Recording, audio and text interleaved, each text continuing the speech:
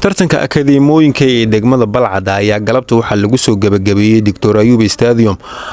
tartanka akadeemooyinka oo sanadkan ka xiisa badnaa sanadkii hore ayaa waxaa ka soo qayb galay 30 kooxood iyadoo markaasi kama dambaysta tartankan ay soo tiigsadeen Tarbuush iyo sidoo kale Balcad Academy. kulanka oo ahaa mid aad u xiisa badan ayaa ku soo idlaaday gool iyo 4 gool ay markaasi ku awood sheegteen Balcad Academy. waxaa goobta ka hadlay gudoomiyaha ciyaaraha degmada Balcad Mudane Abees Cali Daahir Abees Kabiila, gudoomiyaha Olombikada degmada Balcad. waxaa sidoo kale goobta ka hadlay mas'uuliin kale hay'adoona markaasi hadalka uu soo gabagabeeyay gudoomiyaha degmada Balcad Mudane Qaasim Cali Nuur. maanta waxaa sharaf noo ah inaan soo gabagabeeyno tartanka akadeemiyada degmada Balcad. tartankan oo loo qabtay 30 akadeemi ka dhisan degmada Balcad. 30kaas akadeemi hadii lagu dhufto 25 waxay noqotay 750 dhalinyaro ka qayb gashay sida boorka noogu qoran yahay. waxaan rajaynayaa hadii ilaahay tartankan tartan qurux badan oo ahaa. tartankan waxaa finaal isku imaaday kooxda Balcad Academy iyo Tarbuush. waxaa finaalka guuleystay Balcad Academy oo Tarbuush waa lagu adkaaday. waxaa leeyahay labada kooxood oo finaalka imaaday waa hambali waa guuleysteen leeyahay. waxaan kaloo aad ugu mahad celinayaa maamulka degmada oo ugu horeeyay gudoomiye Qaasim Cali Nuur. tartankan asaa taabigelinayay maamulka taabigelinayay.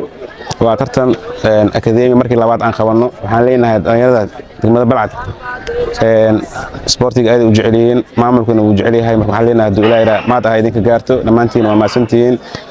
waxaan leenahay sports horumar leh. maamul aan sport ma socdeen nabada ujeedo waxa waaye waa maamulka. marka waa maasantiin. dhammaan caalamul islaam inta islaamka daafaha caalamka degan oo dhan waxaan leeyahay ciid mubaarak. gaar ahaan hirshabeelle ciid mubaarak, gaar ahaan reer Balcad ciid mubaarak. bacdislaan maanta waa galab kale oo cusub. waxaa cayaar meeshaan loogu soo gabagabeeyey kooxo akadeemiga ah oo ilaa 30 koox gaarayo oo maanta ugu dambaysay gunaanidkeedii 2 koox ku soo baxday 28 ay hartay. waa cayaar laga soo shaqeeyey si fiican loogu soo shaqeeyey maamulka degmada oo ugu horeeyo gudoomiyaha degmada Mr. Qaasim Cali Nuur iyo ay yani kaalmeeyey maamulka sportiga degmada Balcad gudoomiyihiisa sportiga degmada Balcad Abees Cali Daahir Kabiila. runtii Balcad waxaa aad iyo aad ugu dhaqan gashay tartanka ciyaaraha kubadda cagta akadeemika ahaato, Serie C ha ahaato, Serie B ha ahaato, Serie A ha ahaato. runtii waxaan soo marnay ciyaaro badan kala duwan oo uu qabtay uu taabigeliyey gudoomiye Qaasim Cali Nuur oo yani garab uu ku siiyey dhalinyarada bulshada degmada Balcad degan maadaama oo kubadda cagta ay tahay isdhexgal bulsho. runtii loona taabigelinayo jiilka hadda soo kacayo waxyaabaha ay u baahan yihiin inta ay ku sii rafaadi lahaayeen ama meel xunxun ay aadi lahaayeen ama tahriib ay aadi lahaayeen. waxaa lagu madaaliyaa hobigooda wuxuu yahay. anigu ku hadlaya magaca macalinka xulka 15 jirada degmada Balcad.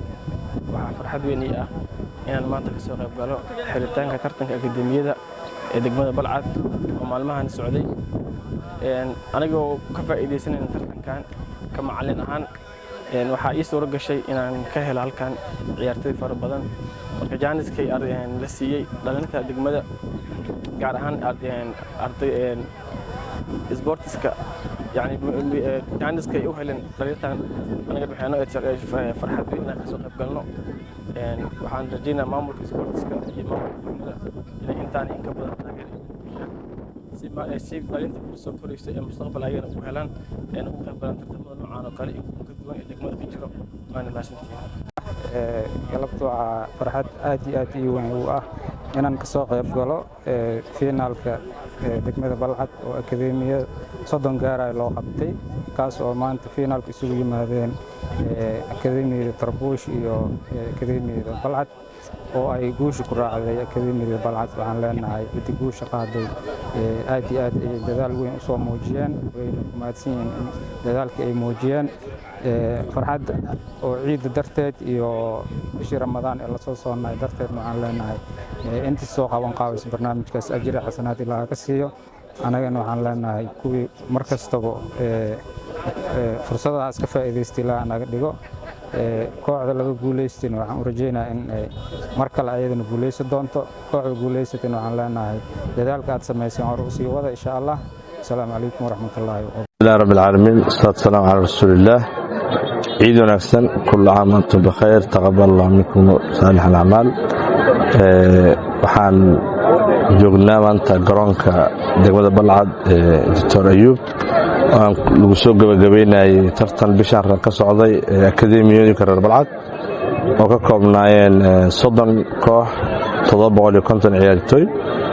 maanta gabagabadeeda ahayd waxay fursad u tahay dhalinyarada juniorka danaynaya banooniga ama kubadda cagta ee hamigoodii hubigooda yahay. waxaa u mahad celinaynaa fursadaas siiyey guddoonka sportiska ama guddoonka ciyaaraha degmada Balcad iyo dhammaan macallimiinta iyo kooxaha dhammaantood ugu mahad celinaynaa. waxaan leenahay dhinaca sportiska reer Balcad waxay u muuqataa degmo dhinac walba ka soo saarayso ciyaaryahano. maxaa yeelay haddii isgoolaad jiro tartan b c jiro, haddana akadeemiyadii hadda joogto junior yaroo 15 sano jira ay jiraan koobo qaadeen. mahaddaasoo dhan waxaan u mahad celinaynaa guud ahaan bulshada reer Balcad, gaar ahaan waxaan u mahad celinaynaa guddoonka ciyaaraha ama sportska degmada Balcad. waxaan rabaa inaan idhaahdo kooxdii guulaysatay Balcad akadeemi iyo kooxdii lagu guulaystay Tarabuush waxaa waa guulaysateen maadaama soo dadaasheen oo 30 koox ka imaadeen. koox walbana waqtiyo uun ka mid ciyaarta way soo laaban doontaa in dib leesu soo dhiso oo qof walba ay isu soo dhuudhuujiso. waa rajaynaa insha allahu. waxaan rabaa inaan idhaahdo bulshada isku xirkeeda isboortska qayb ka ah. marka guddoonka dhalinyarada degmada qayb ka ah hawshaan la waday haddana goobjoog ka ah.